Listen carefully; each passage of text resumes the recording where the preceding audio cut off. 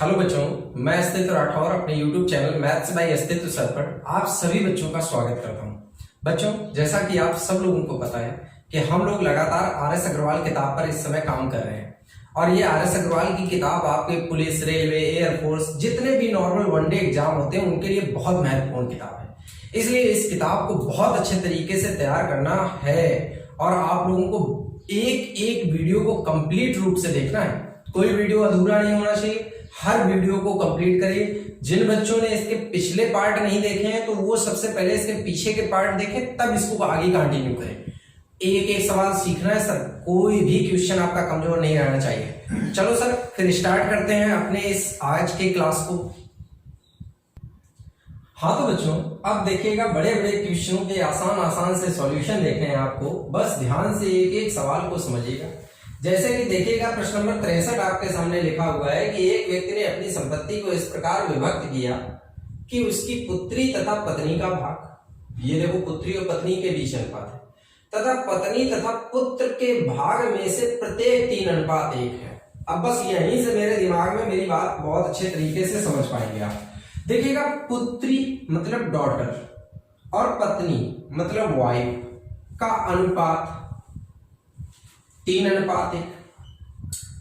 दूसरा, इन्होंने ये भी बोल रखा है पत्नी तथा पुत्र का भाग भी, मतलब वाइफ और सन का जो अनुपात है वो भी 3:1 है, क्योंकि इन्होंने लिखा है कि प्रत्येक 3:1 के अनुपात में है। ठीक, अब सबसे पहले तो मेरे को एक चीज समझनी है यहाँ पे। यार यहाँ पे देखो, पत्नी का शेयर 1 है, यहाँ पे पत्नी का शेयर 3 है, जबकि दोनों जगह शेयर इक्वल होना चाहिए। तो इक्वल करने के लिए तुरंत ऊपर यहाँ पे किससे गुणा करो? 3 से। तो इसमें भी 3 से। अब रेशियो लिख लो तुरंत, डॉटर, वाइफ, सन। अगर देखेंगे डॉटर कितना है 9, वाइफ कितना है 3 और सन कितना है 1। तो बच्चों सबका शेयर आपको मिल गया। अब इसके बाद इन्होंने आपसे बोला है कि पुत्र को पुत्री से 10,000 कम मिले। तुम देखो, पुत्री को 9 मिल रहे हैं, पुत्र को 1 मिल रहा है, तो बताओ पुत्र को पुत्री से कितने कम मिले? 8। तुम्हारे हिसाब से 8 कम है, यहाँ पे 10,000 कम है, तो 8 की वैल्यू बच्चों कितनी आ गई? 10,000। सिंप्लीफाई करेंगे यहाँ पर 8 से जब काटोगे बच्चों तो ये 1250 आ जाएगा। तो बताओ बच्चों, 1 की वैल्यू 1250 मिली। अब इन्होंने पूछा संपत्ति का कुल मूल्य कितना है। चलो संपत्ति जोड़ लो। यहाँ पर पुत्री का 9, वाइफ का 3, 9 3 12 और 1 13। तो हमें 13 की वैल्यू चाहिए। गुणा कर लीजिएगा बच्चों, गुणा करेंगे तो 0 आएगा, 13 बचे 65 का 5 आएगा, 13 दूनी 26 और 26 और 6 कितना हो गया? 32 का यहाँ पर 2 आएगा, 3 हासिल बचा, 13 एकम 13 और 3 16। मतलब हमारा आंसर आया 16,250। तो किस तरीके से बच्चों ये सवाल आपको लगाना है, अच्छी तरीके से आपको क्लियर हो गया होगा। देखो बच्चों, भले ही आप देख रहे होंगे कि सवालों का साइज बड़ा है, लेकिन ये बताओ, ये सारे कॉन्सेप्ट तो हम आपको पहले ही बेसिक में बता चुके हैं, जो हमने शुरू में इस एक्सरसाइज के क्वेश्चन करवाए थे, तभी आपको ये सारी चीजें पता चल गई थी। तो क्या आपको कोई खास कठिनाई है? बस आप देख रहे हो कि यहाँ पे बस इतना ही स्टेप आपको कुछ ज्यादा करना पड़ रहा है, बाकी तो पूरा का पूरा सिस्टम पुराना सेम है। ठीक है बच्चों, एक एक सवाल अच्छे तरीके से तैयार करते जाइएगा सर। चलिए अगला देखते हैं। 64 नंबर क्वेश्चन क्या दिया गया? कह रहा है 750 रुपए को ए, बी तथा सी में इस प्रकार बांटा गया कि ए अनुपात बी 5:2। कितना आसान है बच्चों, आप देखिएगा कि कितने आसानी से आप कर रहे हैं सवाल। 5:2। ठीक, बी अनुपात सी अनुपात दिया है 7:13। आप स्ट्रेटजी समझ गए होंगे, मुझे बताने की कोई खास जरूरत नहीं है। कॉमन कैंडिडेट बच्चों कौन है? बी। तो यहाँ पे बी का मान 2, यहाँ पे 7। गलत है ना? सबसे पहले यही सही करेंगे। तो ऊपर गुणा किससे करना है? 7 से। यहाँ पे भी 7 से। नीचे गुणा करना है 2 से, यहाँ पर भी 2 से। ठीक, सॉल्व कर लीजिएगा। जब आप सॉल्व करेंगे तो कैसे सॉल्व हो गया आएगा? रेशियो लिखिएगा ए अनुपात बी अनुपात सी। अच्छे से लिखिएगा, एकदम मन लगा के सारी चीजें। देखो यहाँ पर 7 बना 35 लिख लो, अनुपात बी का मान 7 दूनी 14 लिख लो। ठीक, इसके बाद सी का मान लिखिएगा, सी का मान 13 दूनी 26 लिख लो। अब आप देखो पूरा जोड़ो, 26, 14, 40, 40 और 35, 75। हमारे हिसाब से बच्चों 75 की वैल्यू दे रखी है कितनी, 750 रुपए। बच्चों 75 की वैल्यू जब 750 रुपए आई तो बताओ एक की वैल्यू कितनी बनी, 10। एक की वैल्यू 10 बन गई। अब ये बताओ इस सवाल में किसका शेयर पूछे हैं बेटा, ए का भाग पूछे हैं। भैया मेरे ए का भाग यहाँ कितना दिया है, 35, तो एक की वैल्यू 10, तो यहाँ पे तुरंत 35 की वैल्यू 350, और ये हमारा हो गया आंसर। तो कैसे आप इन सवालों को सॉल्व करेंगे, आपको एक एक पॉइंट क्लियर हो रहा होगा। हर सवाल का सॉल्यूशन नोट करो, इससे अच्छा अवसर फिर ना मिलेगा कि आपको एक एक सवाल का इतने डीपली सॉल्यूशन दिया जाए। इसलिए एक एक चीज का सॉल्यूशन एकदम अच्छी तरीके से समझ के नोट करना है, ठीक है बच्चों। अब अगला सवाल देखिएगा।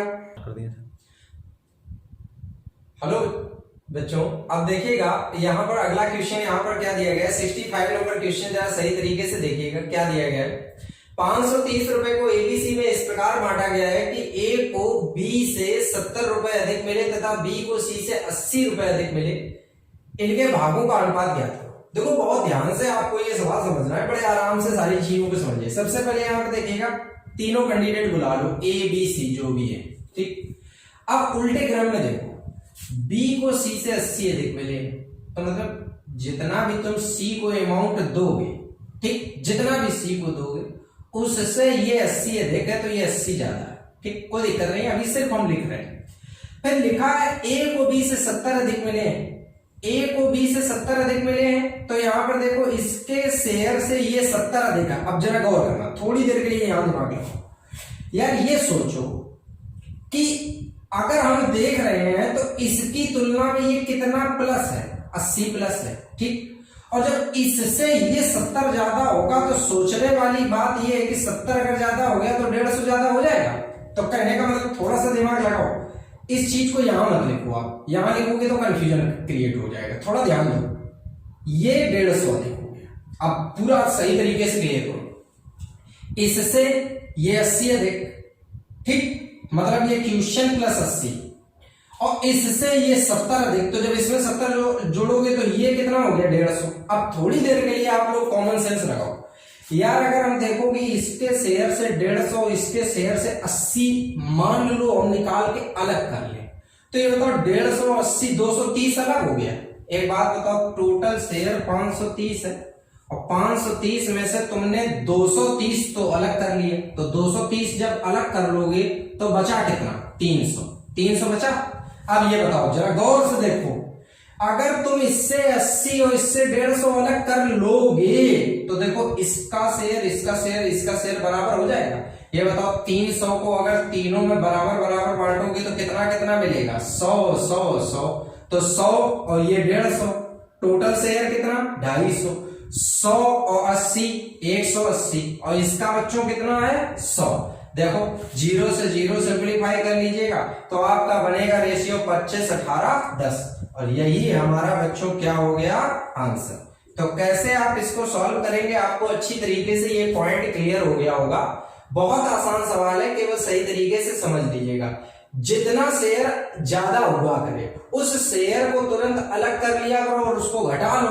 घटाने के बाद जो भी आ जाए उसको तीनों में इक्वल बांट दो, उसके बाद आप उसको जो एक्स्ट्रा वाला उसको जोड़ के लिखते जाना, अपने आप रेशियो बन जाएगा। ठीक है बच्चों, चलो प्रश्न नंबर 66 देखते हैं। 66 कैसे आप लगाएंगे। एक व्यक्ति 3,30,000 को अपनी पुत्री, पत्नी तथा पुत्र में इस प्रकार बांटता है कि पुत्री का 1/2 भाग, पत्नी का 1/4 तथा पुत्र का 1/5 भाग परस्पर बराबर है। बेहद आसान है, जरा गौर करो। यहां पर लिखा है पुत्री का 1/2, डॉटर बटे 2, पत्नी का 1/4, वाइफ बटे 4, और पुत्र का 1/5, सन बटे 5, आपस में बराबर है। याद करो, रेशियो की पहली क्लास में मैंने आपको इस टाइप के सवाल बताए हैं, इसलिए ध्यान से आप समझ लीजिए। रेशियो लिखो, डॉटर वाइफ सन, अनुपात लिखेंगे तो 2:4:5। हमारे हिसाब से 2 4 6 और 5 11, टोटल शेयर 11 की वैल्यू बच्चों दी गई 3,30,000। काट लो बच्चों, जैसे ही काटोगे 11 तिया 33, एक की वैल्यू बच्चों कितनी आई 30,000। ठीक है, एक की वैल्यू 30,000 आई। जब आप इस 30,000 को यहाँ पे अप्लाई करोगे तो पुत्री का भाग पूछा है, पुत्री 30, 30 दूनी 60,000। ध्यान से मेरी बात को समझिएगा, कहीं कोई कंफ्यूजन नहीं होना चाहिए। आपको एक एक सवाल अच्छी तरीके से क्लियर हो रहा है, ध्यान से हर चीज को एकदम क्लियर करते जाइएगा। और एक बात मेरी बहुत अच्छी तरीके से समझ लीजिएगा सभी लोग, बहुत से लोग ऐसे होंगे जो हमारा भी उपहास करेंगे, हो सकता है तुम्हारी भी अवहेलना करें, क्या पढ़ रहे हो इनसे भी बड़े बड़े टीचर पढ़े हो, उनसे पढ़ रहे हो, ये वो तमाम तरीके की बातें आएंगी। याद रखिएगा, ना तो मुझे आलोचनाओं से डर लगता है और ना कभी तुम आलोचनाओं से डरना। एक बार इस डगर पे चल के तो देखो, आपने जिस दिन इस बुक को कंप्लीट कर लिया, जिस दिन मैंने इस बुक को कंप्लीट आपको करवा दिया, उस दिन हमें और आपको वो देखना कितना सम्मान की नजर से देखेंगे जो लोग हमारे और आपके आलोचक हैं। ध्यान से मेरी बात को समझिएगा और बहुत मेहनत के साथ पढ़िएगा। एक एक सवाल को इसीलिए कहता हूं कि नोट करो, अगर ना समझ में आए वीडियो को पीछे करो, फिर से देखो, कसम खा लो कि यार एक एक सवाल को हमें पीछे पड़ जाना है, बिल्कुल सीख कर मानेंगे, हर पॉइंट क्लियर करते जाइएगा। चलो ठीक है, अब अगले क्वेश्चन की ओर बढ़ते हैं हम लोग। अगला क्वेश्चन देखते हैं बच्चों, क्या दिया गया है। कह रहा है किसी धन को ABC में 3, 5, 7 के अनुपात में बांटा गया है। यदि C का भाग A के भाग से 1600 रुपए अधिक हो तो B का भाग कितना है। बेहद आसान प्रश्न है, कुछ करना ही नहीं है इस प्रश्न में।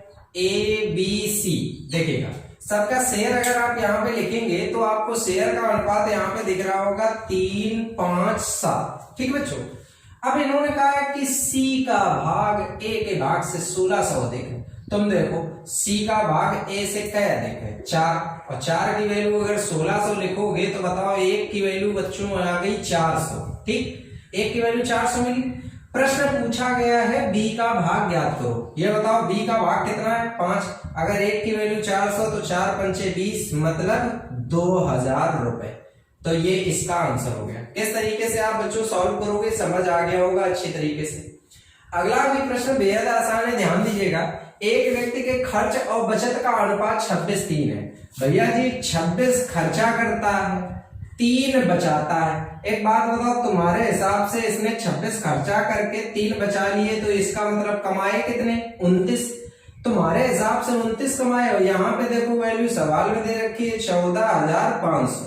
बच्चों 29 से सिंप्लीफाई करो, 29 पंचे 145, तो बताओ 1 की वैल्यू कितनी आ गई बच्चों 500। 1 की वैल्यू 500 आ गई। इन्होंने पूछा है मासिक बचत, आपसे बचत की बात कर रहा है तो बचत यहाँ पे बच्चों कितनी है 3, अगर 3 की वैल्यू निकालेंगे तो 5 किया 1500। तो किस तरीके से बच्चों इन सवालों को आप सॉल्व करोगे। ये दोनों सवाल अनुपात से बहुत आसान तरीके से लगाए जा सकते हैं, आप अच्छी तरीके से इन सवालों को नोट कर लीजिएगा। चलो बच्चों अगले प्रश्नों की ओर आगे बढ़ते हैं। हाँ तो बच्चों अब जरा अगला क्वेश्चन देखिएगा, 69 नंबर क्वेश्चन। अगर इसके पहले किसी बच्चे ने RS अग्रवाल की किताब लगाई होगी तो उसको 69 नंबर क्वेश्चन लगाने में दिक्कत आई होगी। अक्सर हमसे क्लास में भी बच्चे इस प्रश्न को पूछते रहते हैं, इसलिए मैं आपको इस प्रश्न के बारे में कुछ बता देना चाहता हूँ कि RS अग्रवाल किताब में इस सवाल को लिखने में एक छोटी सी मिस्टेक ये हो गई थी कि उन लोगों ने जो सवाल को सॉल्व किया था वो इस डिजिट से नहीं सॉल्व किया, ये गलत डिजिट लिखी है। वहां पे बच्चों डिजिट होनी चाहिए थी 1470। जिन बच्चों के पास करेक्शन ना हो तो सबसे पहले तो वो इस करेक्शन को करें, तब ये सवाल आप लगा पाएंगे। आप जरा गौर करिएगा, लिखा गया है 1470 रुपए को ABC में इस प्रकार वितरित किया गया कि प्रत्येक भाग में से 50 रुपए कम करने पे भागों में 1, 3, 2 का अनुपात होगा। मतलब समझो ABC, समझिए इनमें तुमको 1470 रुपए बांटने हैं। कितना बांटना है 1470, यहाँ पे लिख दे रहा हूं, इसको पहले सही से लिख दूं, ABC 1470 रुपए तुमको बांटने इन तीनों लोगों में। ठीक, लेकिन बोला है कि जब आप प्रत्येक में 50-50 रुपए कम करोगे तो ये अनुपात बनेगा। अब तुम बुद्धि लगाओ कि अगर तुम 50 इसमें कम, 50 इसमें कम, 50 इसमें कम, तो बताओ अमाउंट 150 रुपए कम हो गया। तुम इधर से भी 150 रुपए कम कर लो, कम करोगे आ गया 1320। ठीक, तुम्हारे हिसाब से अमाउंट 1320 आया। और तुम देखो 1:3:2 में आप बांट दो, बांटोगे तो 1, 3, 4 और 2 6, बच्चों 6 की वैल्यू 1320, 1 की वैल्यू काटो, 6 दूनी 12, 6 दूनी 12 मतलब 220। ठीक, अब 1 की वैल्यू 220 मिली तो यहाँ पे जैसे ही C का मान निकालोगे तो 22 दूनी 44 मतलब 440 आंसर निकालोगे। लेकिन बच्चों ये 440 आंसर आप सही नहीं निकाल पाए। क्यों सही नहीं है, जरा गौर करो, याद करो क्या लिखा है कि प्रत्येक में आप 50 कम कर चुके हो। तो जब आप प्रत्येक में 50 कम कर चुके हो, इन्होंने C द्वारा प्राप्त धन पूछा है, तो जब इसमें 50 कम है तो अब इसमें क्या जोड़ो 50, आंसर आएगा आपका 490 रुपए। तो किस तरीके से बच्चों आप इस सवाल को सॉल्व करोगे ये याद रखिएगा। जो अमाउंट आपने कम किया है फाइनल आंसर देते समय आपको वो अमाउंट उसको वापस करना पड़ेगा। ठीक है, इस सवाल में 2 बातें विशेष याद रखनी थी। क्या क्या, सबसे पहले इस सवाल का ये डिजिट जो था वो बुक में गलत लिखा हुआ है, सही डिजिट वास्तविकता में ये है। ठीक, पहले तो इसको सही करो।